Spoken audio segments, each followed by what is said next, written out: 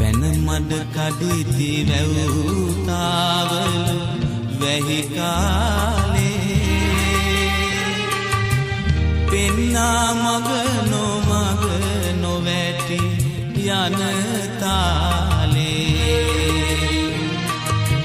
සිප් කිරිපෙවූ සිලයින් උඩුමාලේ අපේ ගුරුතුමායයි තාමත් ඉස්කෝලේ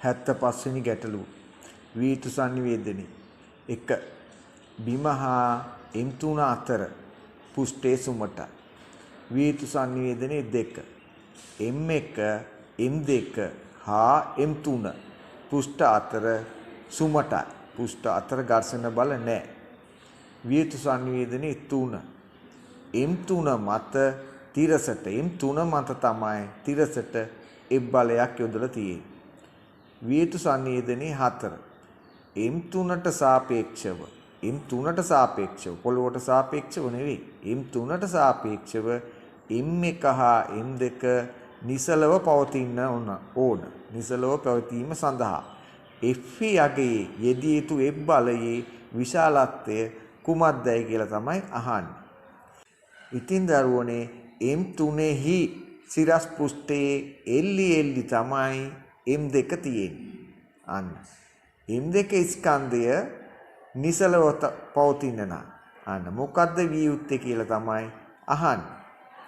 ඉතින් මේක නිව්ටන්ගේ නියම හා සම්බන්ධ ඍජු ගැටලුවක්. නිව්ටන්ගේ 3 නියමය අනුව ඉස්සෙල්ලාම බල ලකුණු කිරීම කරමු. M2 හි බර පහළට M2G. M1 හි බර පහළට M1G. M3 හි බර පහළට M3G. තන්තුවල ආතති සමාන වෙනවා කප්පිය සුමට නිසා. ඔන්න TT කියලා ලකුණු කරමු. M2 විසින් M3 මත ක්‍රියාව x2. එතකොට ඒ M3 පුෂ්ඨයට ලම්බකයි. එතකොට ඒක තිරස්. එතකොට M3 විසින් 3 නියමයේ අනුව M2 මත ප්‍රතික්‍රියාව R2. M1 විසින් M3 මත ක්‍රියාව x1. M3 විසින් M1 මත ප්‍රතික්‍රියාව R1. ඊට පස්සේ M3 හිතරනේ M3 මත අසන්තුලිත එබ් බලයක් තියෙන හින්දා M3 හිතරනේ දකුණු පැත්තට සිම්පල් A ලෙස ලකුණු කරමු. වියුතු සම්බන්ධතා 1 M2 M3 මත M2 දැන් M3 මත හිතුව පස් ගැසුවා වගේ දඬු කඩේ ගැසුවා වගේ හෙල්ලෙන්නේ නැතුව නොසෙල්ලී පවතිනවා. අන්න එහෙම පවතිනාසේ M2 මත එහෙම පවතින නම් M2 මත අසන්තුලිත බලය මොකද්ද වෙන්න ඕන? පහළට යන්නේ නැත්නම් M2 සිරස්ව යන්නේ නැහැ. තිරස්ව තරණය වෙනවා. සිරස්ව නිශ්චලයි. අන්න ඒ සඳහා ඒ මත නැත්නම් M2 මත අසන්තුලිත බලය ශූන්‍ය වෙන්න ඕනද නැද්ද? අන්න එහෙනම් දැන්ටමත් M2G M2 මත තියෙනවා. M2G තියෙනවා. එහෙනම් ඉහළට තියෙනව නේද T ආතතිය? මේක සමාන වෙන්න ඕන M2G නෙවෙයිද? එහෙනම් T සමානයි M2G. ඒක තමයි පළවෙනි සමීකරණය. ඊට පස්සේ M1 M3 මත හිතුව පස් ගැසුවා වගේ. M3 මත M1 හෙල්ලෙන්නේ නැතුව ඉන්නවා. එහෙනම් M3 යම් තරණයකින් යනවා නම් M1 චලිත වෙන්නත් ඕන M තරණයෙම නෙවෙයිද? ඊට වඩා වෙනස්යකින් ගියොත් මොකෝ වෙන්නේ? M3 මත M1 ඇවිදිනවද නැද්ද? අන්න M3ට සාපේක්ෂව M1 චලිත වෙනවද නැද්ද? අන්න ඒ හින්දා M1 නැමැති වස්තුවේ තරණෙත් M3 තරණෙම වෙන්න ඕන. එතකොට අපි M1ට දාමු දකුණට අසන්තුලිත බලය එතකොට T සමානයි M1A. m එක a. ඔන්න දෙවෙනි සමීකරණෙත් ලියමු. ඊළඟට අපිට පුළුවන් පද්ධතියටම මුළු පද්ධතියටම f සමානයි m දකුණට යොදාන්න. එතකොට එකම අසන්තුලිත බලයයි f සමානයි m1 ධන m2 ධන m3 වාරයක් a. ඒ තමයි තුන්වෙනි සමීකරණය. ඉතින් දරුවනේ බලන්න සමගාමී සමීකරණ නැමැති සමදතා තුනක් ලිව්වා අපි. සමගාමී සමීකරණ නැමැති සමදතා තුනක්. ඒ සමදතා අතර අඥාත තුනකුත් යෙදුවා. ඒව තමයි t capital F simple A. ඉතින් අපෙන් අහන්නේ f. අන්න මේ සමදතා තුන අතර පවතින f සමදතාව සෙවීම තමයි ගැටලුව විසඳනවායි කියලා කියන්නේ. ඉතින් දරුවනේ දැන් ඔබට වැටහෙනවද sannivedanaye සමදතා දැකීමේ ගැටලු විසඳීමේ ප්‍රමුඛතම අඩිතාලම වන බව?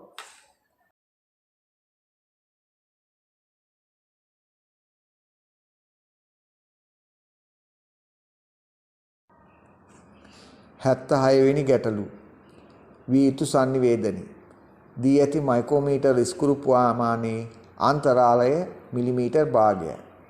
විය යුතු sannivedanaye 2. වට පරිමාණයේ කොටස් මුළු කොටස් ගන්න 50යි. විය යුතු sannivedanaye 3. මූලාංක දෝෂයේ විමසයි. ඉතින් දැකිය යුතු සමදතා එක තමයි අන්තරාලයේ මිලිමීටර් භාගයයි. ඒ කිව්වේ වට පරිමාණයේ කොටස් 50ක්ම කැරකුවම ඉස්කුරුප්පු තුඩ ඉදිරියට යන දුර වට පරිමාණයේ එක් වටයක් හෙවත් කොටස් 50ක්ම කැරකුවම ඉස්කුරුප්පු තුඩ ඉදිරියට හෝ පසුපසට යන දුර මිලිමීටර් භාගයයි. එහෙනම් එක පොල් ගෙඩියක මිල හෙවත් එක කොටසක් කැරකුවම ඉදිරියට හෝ පිටිපසට යන දුර භාගයයි මිලිමීටර් බෙදීම 50යි. ඒ කිව්වේ 0.01 මිලිමීටර්. ඉතින් දැන් දැකිය යුතු සම්බන්ධතා 2. ඒ තමයි මේ මයික්‍රෝමීටර් ඉස්කුරුප්පු ප්‍රමාණය ඇතුළු 99%ක්ම තියෙන ඉස්කුරුප්පු ක්‍රමාංකණය කරන්නේත් කැරකැවුවම ඉදිරියට යන්නේත් දකුණට කැරකුවම තමයි ඉදිරියට යන්නේ. දකුණට තමයි ක්‍රමාංකණය කරලා තියෙන්නේ. ඉතින් අන්න ඒක මතක නම් දැන් බලන්න හොඳට පස්වෙනි ලකුණ වට පරිමාණ පස්වෙනි ලකුණ ගිහිල්ලා කොටස් දෙකක් ප්‍රධාන පරිමාණයේ ශූන්‍ය පසු කරගෙන. එහෙනම් ප්‍රධාන පරිමාණ ශූන්‍ය සමපාත වෙලා තියෙන්නේ. ඒක රේඛීය වෙලා තියෙන්නේ වට පරිමාණයේ තුන්වෙනි සලකුණ. එතකොට ඊටත් කොටස් තුනක් යටින් පහලින් තමයි වට පරිමාණයේ බිඳුව තියෙන්න ඕන. එහෙනම් දැන් බිඳුවට යා ගන්න බැරි වෙලා රේඛීය පරිමාණයේ ශූන්‍යයි වට පරිමාණ ශූන්‍යයි ඒක රේඛීය වුණොතින් තමයි මූලාංක දෝෂයක් නැත්තේ. නමුත් අනේ යා ගන්න බැරි වෙලා දකුණට කරකවන්න. දකුණට කරකවම ඉදිරියට යන්න. එහෙනම් දකුණට කරකවම යා ගන්න බැරි වෙලා කොච්චර? කොටස් 3ක් යා ගන්න බැරි වෙලා. අන්න. එහෙනම් අඩු කළ යුතුද එකතු කළ යුතුද? වැඩියෙන්ද අඩුවෙන්ද කියවෙන්නේ? යා ගන්න බැරි වෙලා. එතකොට වැඩියෙන් කොටස් 3ක් කුඩා මිනුම් 3ක් වැඩියෙන් කියවෙන්නේ. එහෙනම් 0.01 ඒවා 3ක් වැඩියෙන් කියවෙන්නේ. අඩු කළ යුතු දෝෂයක් තියෙනවා. කුඩාම මිනුම් 3ක්. 77 වෙනි ගැටලුව. විය යුතු sannivedanaye 8න් බල දෙක විශාලත්වයෙන් සමානයි දිශාවෙන් ප්‍රතිවිරුද්ධයි. විශාලත්වයෙන් සමානයි දිශාවෙන් ප්‍රතිවිරුද්ධයි. ඒ කිව්වේ බල යුග්මයක්. විශාලත්වයෙන් සමාන දිශාවෙන් ප්‍රතිවිරුද්ධ බල දෙකකට කියන්නේ බල යුග්මයක්. අන්න බල යුග්මයක් කියන දේ වැටහුණු ගමන් sannivedanaye වුණු ගමන් බල යුග්මයක ලක්ෂණ දෙක කියන්නේ විය යුතු sannivedanaye 2. බල යුග්මයක ගූර්ණය අන්න බල යුග්මයේ තියෙන තලයේ ඕනම ලක්ෂයක් වටා එකම අගයක්. බල යුග්මයේ තියෙන තලයේ ඕනම ලක්ෂයක් වටා ගූර්ණ ගත්තොත් මේ යුග්මයේ ගූර්ණේ එකම අගයක්. x y z ඕනම ලක්ෂයක් වටා ගූර්ණේ එකම අගයක්. එතකොට විය යුතු sannivedanaye 3 තමයි ඒ බල යුග්මේ ගූර්ණයේ විශාලත්වය. ගූර්ණයේ විශාලත්වය සමාන වෙනෝ එක් බලයක විශාලත්වය වැඩි කිරීම බල දෙක අතර ලම්බ දුර. එක් බලයක විශාලත්වය වැඩි කිරීම බල දෙක අතර ලම්බක දුර. 78 වෙනි ගැටලුව. විය යුතු සංවේදනයේ 1. මුල් භ්‍රමණ චාලක ශක්තිය. මුල් භ්‍රමණ චාලක ශක්තිය කැපිටල් E. විය යුතු සංවේදනයේ 2. ඇල්ෆා කෝණික මන්දනයකින් තමයි. කෝණික මන්දනයකින් අපි හිතමු ඇල්ෆා කියලා. ඇල්ෆා කෝණික මන්දනයකින් තමයි චලිත වෙන්නේ. විය යුතු සංවේදනයේ 3. T කාලයකදී නතර වෙනවලු. T කාලයකදී නතර වෙනවා. ඒ කියන්නේ කෝණික ප්‍රවේගය ශූන්‍ය වෙනවා. විය යුතු සංවේදනයේ 4. T බෙදීම 2 කාලයකදී භ්‍රමණ චාලක ශක්තිය. එහෙම නතර වේගෙන යන අතරේ T බෙදීම 2 නැමැති කාලයක් එළඹෙනෝ. අන්නේ මොහොතේදී භ්‍රමණ චාලක ශක්තිය තමයි අසන්නේ. ඉතින් විය යුතු සමුදතා. මුල් භ්‍රමණ චාලක ශක්තියනේ E. ඉතින් E සමානයි අපිට ලියන්න පුළුවන් භාගයයි I ඔමේගා වර්ගය කියලා. E සමානයි භාගයයි I ඔමේගා වර්ගය. ඇයි ඒ I කියන්නේ අවස්ථිති ගූර්ණේ නම්. ඔමේගා කියන්නේ මුලින්ම තිබිච්ච කෝණික ප්‍රවේගය නා. භ්‍රමණ චාලක ශක්තිය කියන්නේ භාගයයි ඔමේගා වර්ගය. ඕම් ඒක එක පළවෙනි සම්බන්ධය. දෙවෙනි සම්බන්ධය තමයි කාලය දීලා තියෙනවා. T කාලයකදී නතර වෙයි. එහෙනම් T කාලය තියෙන්නේ චලිත සමීකරණවල. චලිත සමීකරණයක් භාවිත කරන්න ඕන. ඒ විතරක් නෙවෙයි කාලයේ තියෙන කෝණික ප්‍රවේගී කෝණික තරණයේ තියෙන චලිත සමීකරණ. ඉතින් අපිට පුළුවන් ඔමේගා සමානයි ඔමේගා බිඳුව ධන ඇල්ෆා t. අවසාන කෝණික ප්‍රවේගය සමානයි මුල් කෝණික ප්‍රවේගය ධන කෝණික තරණයේ වරක් කාලී. ජනප්‍රිය සමුදතාවය යොදන්න. එතකොට බිඳුව සමානයි අවසාන කෝණික ප්‍රවේගය බිඳුව සමානයි දැන් කෝණික ප්‍රවේගය ඔමේගා මන්දනයක්නේ. ඔමේගා ඍණ අපි මන්දනයේ ඇල්ෆා කියලා ගත්තා. ඇල්ෆා t බිඳුව සමානයි ඔමේගා ඍණ ඇල්ෆා t. ඉතින් ඒක තමයි අපිට තේරෙන සංවේදන වලින් ලියන්න පුළුවන් දෙවෙනි සමතාව. ඊට පස්සේ අහනවා t බෙදීම 2 කාලයකදී. අන්න t බෙදීම 2 කාලයකදී. ඒ කිව්වේ මොකක්ද? මෙහෙම අඩු වේගෙන යනකොට t බෙදීම 2 කාලයකදී කෝණික ප්‍රවේගය අපි දන්නේ භ්‍රමණ චාලක ශක්තියනේ අහන්නේ. නමුත් t බෙදීම 2 කාලයකට පස්සේ ඔමේගා හොයමු. කෝණික ප්‍රවේගය. ඒක ඔමේගා ඩෑෂ් නම් අන මුල ඉඳලා නතර වෙන්න පටන් ගත්ත තැන ඉඳලා t බෙදීම 2 කාලයක් දක්වා නැවතත් චලිත සමීකරණයක් යොදමු. නැවතත් චලිත සමීකරණය. ඉතින් t ඇල්ෆා ඔමේගාල තියෙන AIමයි යොදන්න වෙන්නේ. ඒ කිව්වේ ඔමේගා සමානයි ඔමේගා බිඳුව දාන ඇල්ෆා t. ඉතින් t බෙදීම 2 කාලයකට පස්සේ කෝණික ප්‍රවේගය නව කෝණික ප්‍රවේගය ඔමේගා ඩෑෂ් කියලා හිතුවොත් ඔමේගා ඩෑෂ් සමානයි මුල් කෝණික ප්‍රවේගය ඔමේගා මන්දනයකින්ද ඍණ ඇල්ෆා t බෙදීම 2යි. ඇල්ෆා වැඩි කිරීම t බෙදීම 2. ඔමේගා ඩෑෂ් සමානයි ඔමේගා ඍණ ඇල්ෆා වාරයක් t බෙදීම 2යි. ඉතින් ඒක තුන්වෙනියට ලියන්න පුළුවන් සමතාවෙනේ. ඉතින් තව අපෙන් අහනෝනේ t බෙදීම 2 කාලයකදී ඔමේගා ඩෑෂ් නම් දැන් මේ තුනෙන් හොයන්න පුළුවන්. නම් ඔමේගා ඩෑෂ් නෙවෙයිනේ අහන්නේ. t බෙදීම 2 කාලයකදී භ්‍රමණ චාලක ශක්තිය. එහෙනම් t බෙදීම 2 කාලයකදී කෝණික ප්‍රවේගය ඔමේගා ඩෑෂ් ඉඳ I එහෙමමයි. එහෙනම් t බෙදීම 2 කාලයකදී භ්‍රමණ චාලක ශක්තිය සමානයි භාගයයි I ඔමේගා ඩෑෂ් වර්ගය. භාගයයි I ඔමේගා ඩෑෂ් වර්ගය. ඒක තමයි දරුවනේ අපිට ලියන්න පුළුවන් හතරවෙනි සම්බන්ධතාව. ඉතින් බලන්න ඔය සම්බන්ධතා හතර අතර භ්‍රමණ චාලක ශක්තිය t බෙදීම 2 කාලයකට පසු භ්‍රමණ චාලක ශක්තිය සම්බන්ධ වන ඒ අතර තියෙන සම්බන්ධතාවය. ඕ ටික විසඳලාම භ්‍රමණ චාලක ශක්තිය ෂෝක් එකට එයි. 79 වෙනි ගැටලුව. විය යුතු සංවේදන 1. ඇදි තන්තුවක්. ඇදි තන්තුවක් තමයි මෙහි කතා නායකය. විය යුතු සංවේදන 2. අනුයාත එක ළඟ තියෙන උපරිතාන දෙකක සර දෙකක සංඛ්‍යාත දීලා තියෙනවා. එකක් 160යි හර්ට්ස්ලු අනිත් එක්කෙනා 240යි හර්ට්ස්ලු. මූලික සංඛ්‍යාතය අහනවලු තුන්වෙනි සංවේදනය. ඉතින් විය යුතු සම්බන්ධතා එක තමයි ඇදි තන්තුවක මූලිකය. ඇදි තන්තුවක දෙපැත්තෙම තියෙන්නේ දුඩමායින් දෙකක්. ඒ හින්දා හැදෙන්නේ නිස්පන්ද දෙක. ඒ හින්දා ඇදි තන්තුවක මූලිකය කියන්නේ පුඩු එකයි. මූලිකයේ පුඩු එකයි. ඉතින් ඒක F සමානයි. ඒකෙන් සංඛ්‍යාතය මූලික සංඛ්‍යාතය F සමානයි 1යට 2l වර්ගමූල t යට m. ඉතින් l කියන්නේ දිග, t කියන්නේ තන්තුවේ ආතති, m කියන්නේ තන්තුවේ ඒකික දිගක ස්කන්ධය. F කියන්නේ මූලික සංඛ්‍යාත. ඒක ජනප්‍රිය සංස්කාරයක්. ඇදි තන්තුවක මූලිකයේදී පුඩු එකයි හැදෙන්නේ.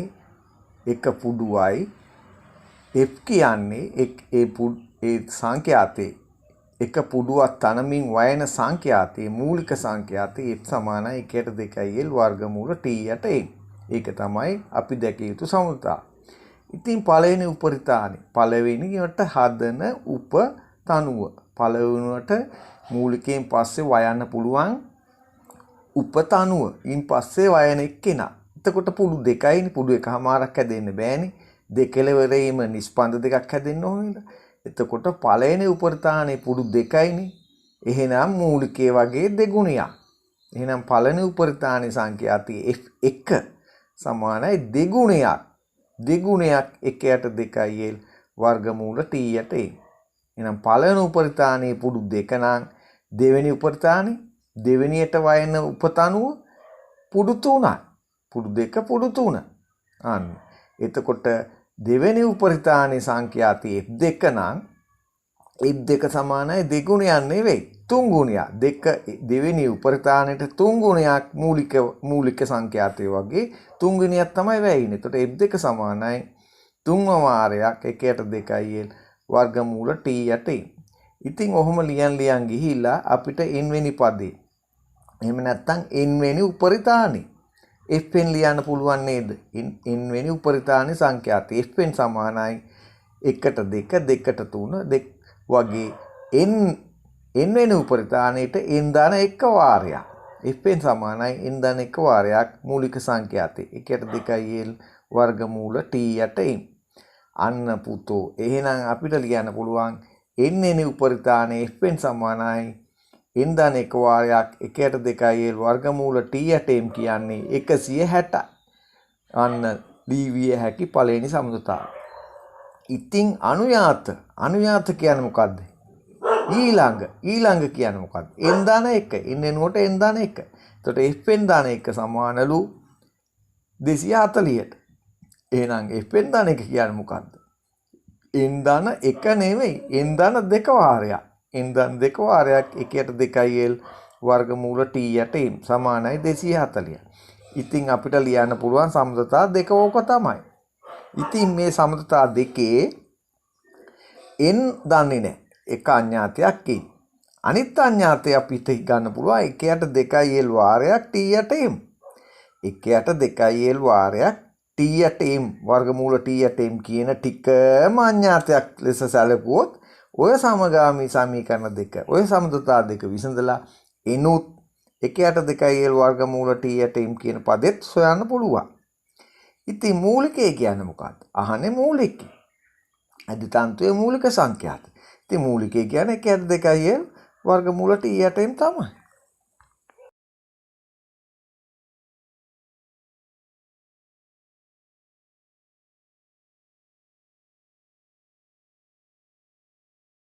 අසුවෙනි ගැටලුව. වේතු සංනිවේදනයේ 1. වායුව චක්‍රීය ක්‍රියාවලියකට භාජනය වී ඇත. එය ABCDA. වේතු සංනිවේදනයේ 2. ක්‍රියාවලියේදී සිදු කරන කාර්යය විමසයි. වේතු සංනිවේදනයේ 3. ΔW කරන කාර්යය සමානයි P ΔV අනුව A වල ඉඳලා B ට A සිට B ට ක්‍රියාවලියේදී ΔV එකක් නැහැ. ΔV බිඳුවයි. පරිමාව වෙනසක් නැහැ.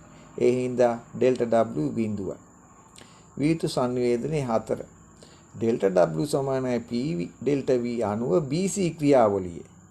BC ක්‍රියාවලියේදී පරිමාව V වල ඉඳලා 2V දක්වා වැඩි වෙනවා. ඒ නිසා වායුව විසින් කාර්ය කරනවා. පරිමාව වැඩි වෙලා ΔV ධනයි. අන්න එතකොට BC රේඛාවත් පරිමාක්ෂයත් අතර විශාල වර්ගඵලයෙන් තමයි එම කාර්යය දැක්වෙන්නේ. වායුව විසින් කරන කාර්යය ඒ විශාල වර්ගඵලයෙන් දැක්වෙනවා. වේතු සංවේදනයේ 5. C වල ඉඳලා Dටත් පරිමා වෙනසක් නැහැ. ඩෙල්ටා V බිඳුවයි. P ඩෙල්ටා V සමානයි ඩෙල්ටා W අනුව P ඩෙල්ටා V බිඳුවයි ඩෙල්ටා W බිඳුවයි කෙරෙන කාර්යයක් නැහැ. වේතු සංවේදනයේ 6. D වල ඉඳලා Aට D වල ඉඳලා Aට ක්‍රියාවලියේදී පරිමාව 2V වල ඉඳලා V දක්වා අඩු කරනවා. ඩෙල්ටා V පරිමා වෙනස ඍණයි. වෙනස පසුවගේන් පෙර අගේ අඩු කරාම ඍණයි. වායුව විසින් නෙවෙයි කාර්ය කරන්නේ. වායුව ලොකු වෙලා නැහැ. වායුව චූටි වෙලා. වායුව තලා පෙළලා මිරිකලා. වායුව මත කාර්ය කළා. කවුද කෙනෙක් වායුව මිරිකලා. වායුව මත කාර්ය කළා.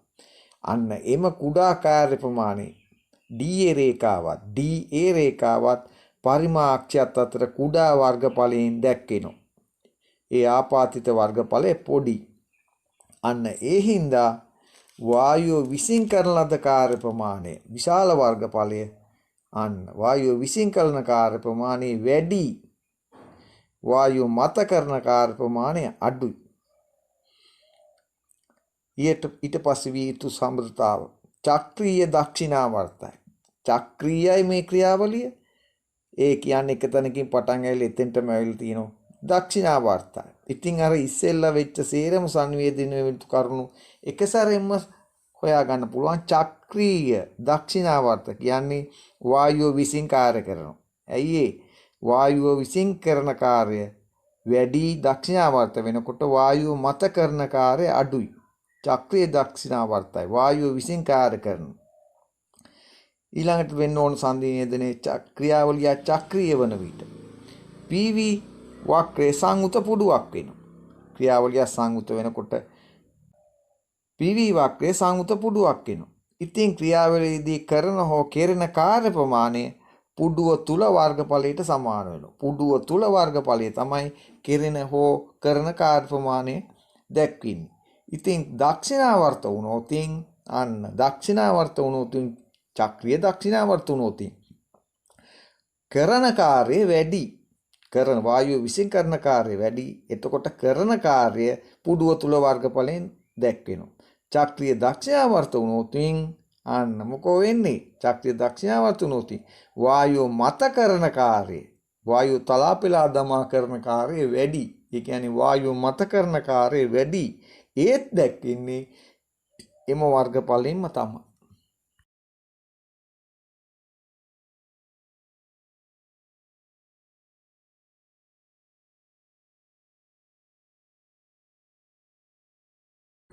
අසූවෙක් වෙනි ගැටලුව. ඒ වර්ණය භ්‍රමණය වන පද්ධතියක කෝණික ගම්මිතාවේ වෙනසක් ඇතිවීමට පුළුවන්ද? යෙදෙන බලය වැරදිලවත් භ්‍රමණ අක්ෂය හරහා ගිය යුතුයි. රූපේ පරිදි ඒ බලය භ්‍රමණ අක්ෂය හරහා නොගිහින් තිබුණොත් විවර්තයක් ඇති වෙලා භ්‍රමණයට පෙරෙත්තයක් බලපෑමක් සිදු වෙනවා. නමුත් ඒ බලය වැරදිලවත් භ්‍රමණාක්ෂයේ ඔස්සේ ගියොත් භ්‍රමණාක්ෂයේ වෙතට එල්ලුවොත් භ්‍රමණාක්ෂයේ වටා විවර්තයක් ඇති වෙන්නේ නැහැ. ඒ හින්දා කියන්න බලන්න මේ වර්ණය නිවැරදිද වැරදිද? එහෙනම් කියන්න බලන්න නිවැරදි කළා මේ වර්ණය. නිවැරදි කළා කොහොමද?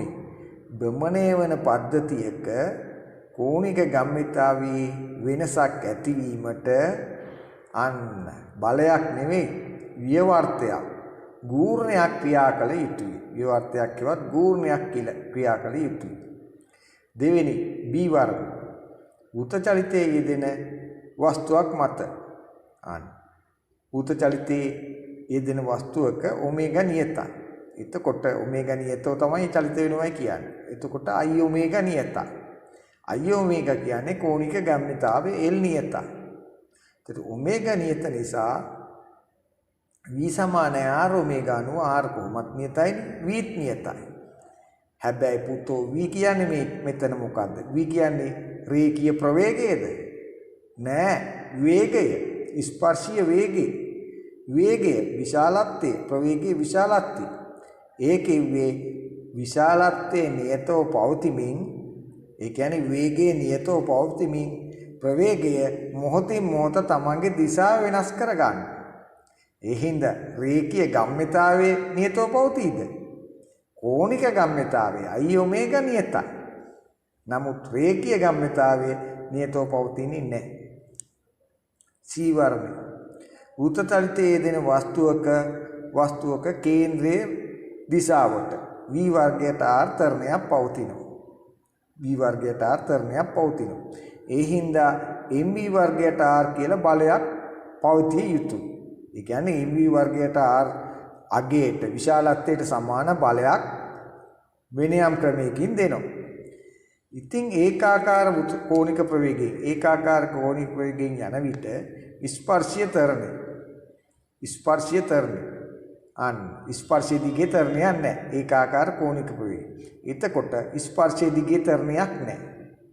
අන්න කේන්ද්‍රය වෙතට පවතින තරණය විතරයි. MV වර්ගයට R විශාලත්වයෙන් සමාන බලයක් පවතිනවා. කේන්ද්‍රය වෙතට MV වර්ගයට R තරණයක් තියෙනවා. ඒ හින්දා MV වර්ගයට R ට සමාන විශාලත්වයෙන් සමාන බලයක් පවතිනවා.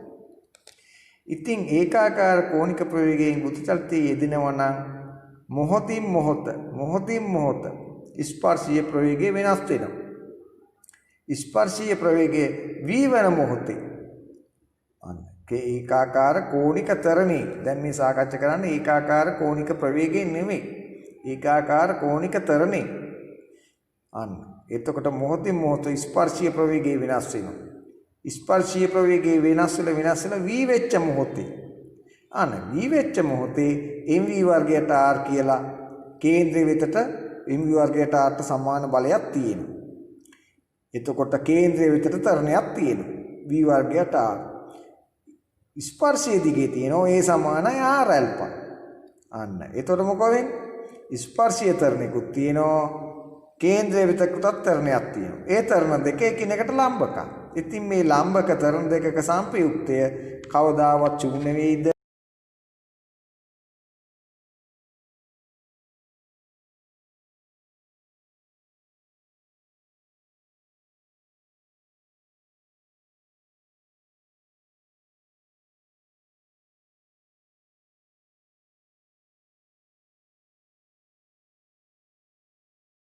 අසූ දෙවෙනි ගැටලුව.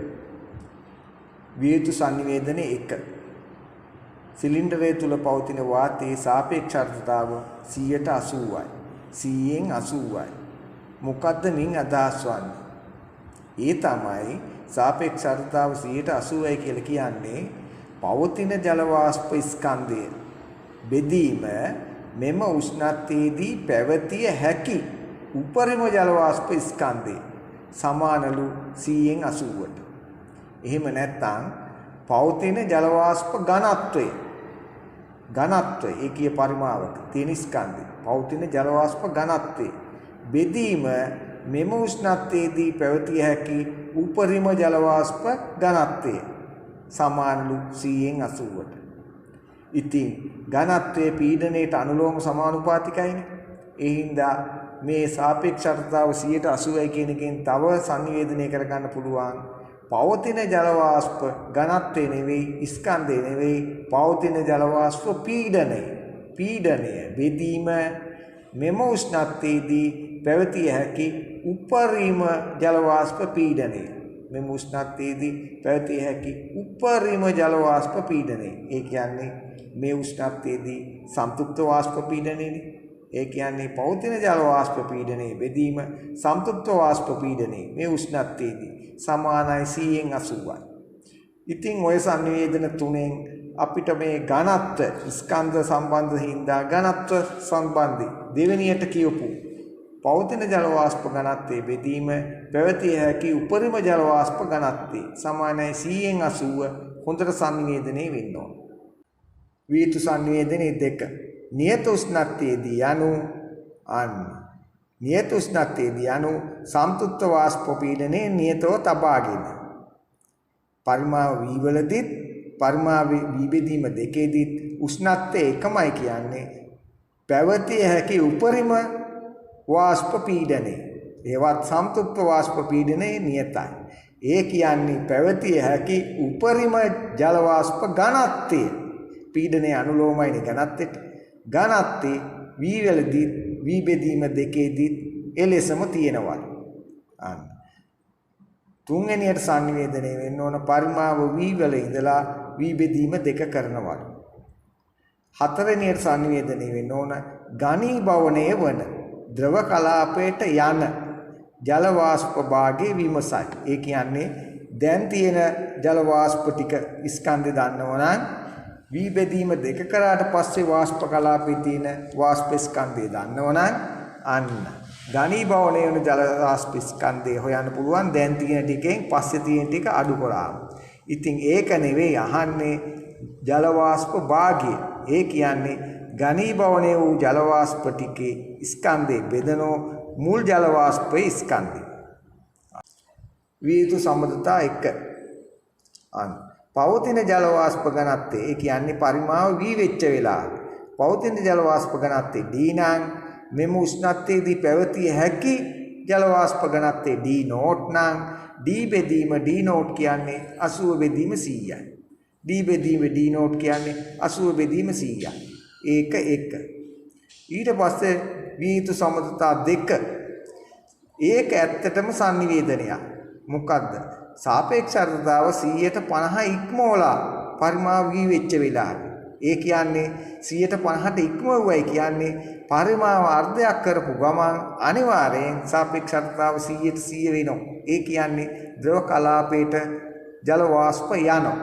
ඒ හින්දා දරුවනේ පරිමාව අර්ධයක් කරපු ගමන් සාපේක්ෂ අර්ධතාව 100ට 100යි. ඒ කියන්නේ පවතින වාෂ්ප ඝනත්වයේ D නෝට් පවතින වාෂ්ප ඝනත්වය ඒ උෂ්ණත්වයේදී සම්තෘප්ත වාෂ්ප ඝනත්වයටම සමාන වෙනවා. ඒ කියන්නේ අපි ගත්තනේ මේ උෂ්ණත්වයේදී සම්තෘප්ත වාෂ්ප ඝනත්වය D නෝට් කියලා. පැවතිය හැකි උපරිම වාෂ්ප ඝනත්වය D නෝට් කියලා. එහෙනම් දැන් වාෂ්ප ඝනත්වය කොච්චරද? දැන් වාෂ්ප ඝනත්වය D නෝට්. D note. එහෙනම් දැන් පරිමාව කොච්චරද? පරිමාව V නෙමෙයි V බෙදීම 2යි. අන්න එහෙනම් දැන් වාෂ්ප කලාපයේ පවතින වාෂ්ප ස්කන්ධය කොච්චරද? D නෝට් V බෙදීම 2යි. D නෝට් V බෙදීම 2යි. එහෙනම් දරුවනේ අපි දන්නවා කලින් තිබිච්ච වාෂ්ප ස්කන්ධය. දැන් තියෙන වාෂ්ප ස්කන්ධය දන්නවා. එහෙනම් අපිට පුළුවන් ඝනීභවණය වූ ජල වාෂ්ප ස්කන්ධය හොයන්න. ඒක මුල් තිබූ ජල ස්කන්ධයෙන් මුලින් තිබූ ජල වාෂ්ප ස්කන්ධයෙන් බෙදුවම අපිට වන උත්තරේ හම්බ වෙනවා.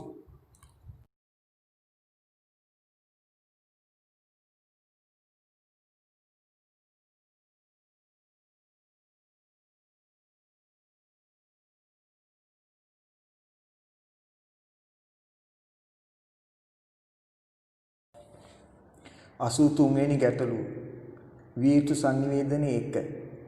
ඇදි තන්තුවක් මැදින් පෙළයි. ඒ කිව්වේ සරසම ප්‍රගමන තරංග දෙකක් තන්තුව ඔස්සේ දෙපසට ප්‍රගමණය වේ.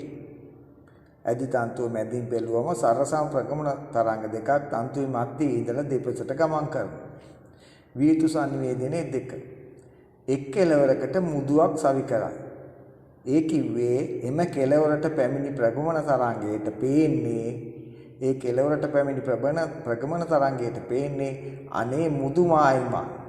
අන්න මුදුමායිමකදී අපවර්තනයකින් තොරවයි පරාවර්තනය සිදු වෙන්නේ. ඒ කියන්නේ එම කෙළවරට ශීර්ෂයක් ගියා නම් පරාවර්තනයෙන් පස්සේ නික්මෙන්නේ ශීර්ෂය.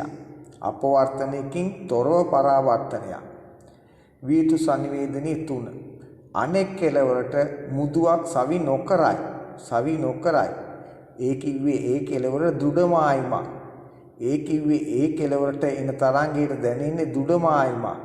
ඒ කිව්වේ ඒ කෙළවරට එන තරංගය පරාවර්තනය වන්නේ අපවර්තනයක් සහිතව.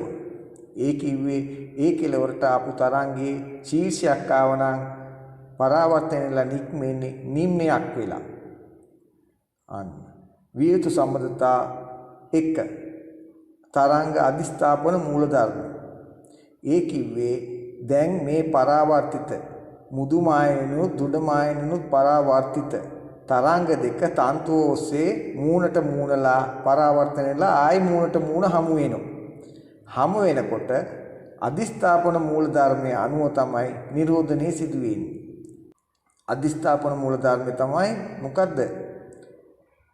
මාධ්‍යයක පිහිට යම් ලක්ෂයකට එකම මොහොතේ තරංග දෙකක් හෝ කීපයක් ආවොතින් මාධ්‍යයක යම් ලක්ෂයකට එකම මොහොතේ තරංග කීපයක් හෝ දෙකක් හෝ කීපයක් ආවොතින් එම ලක්ෂයේ සංපයුක්ත විස්ථාපනය, සඵල විස්ථාපනය, අදිස්ථාපනය එක් එක් තරංග විසින් ඇති කරන විස්ථාපන වල VG එකතුවට එක්කෙනෙක් උඩ යන්නේ කියනවනම් අනිත් එක්කෙනා යට යන්නේ කියනවනම් අන්න එතකොට උඩට යන එකෙන් යටට යන එක අඩු කරනවා. නැත්නම් යටට යන එකෙන් උඩට එක අඩු කරනවා. ඉතින් උඩ යන්නේ කියන්නේ යට යන්නේ කියන්නේ සමාන නම් හිතා ගන්න පුළුවන් නේද?